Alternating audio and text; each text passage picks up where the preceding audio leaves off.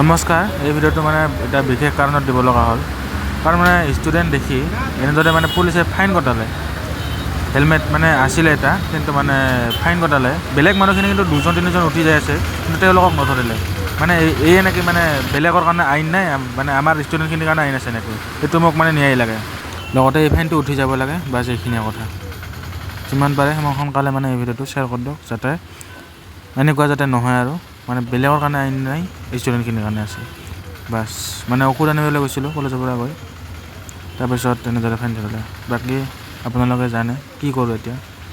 এনেদৰে মানে আইন নেকি? সেইখনে আইন য'ত মানে কলেজ ড্ৰেছ দেখিলে ফাইন ধৰাব।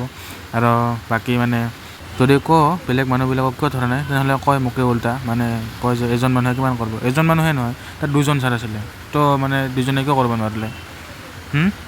আইন চবৰে কাৰণে, তাকো ধৰিছে মোকো ধৰিব, চবকে ধৰিব লাগিব। কিন্তু এনেকুৱাটো নহয় যে চব মানে ষ্টুডেণ্টখিনিকে ধৰিব।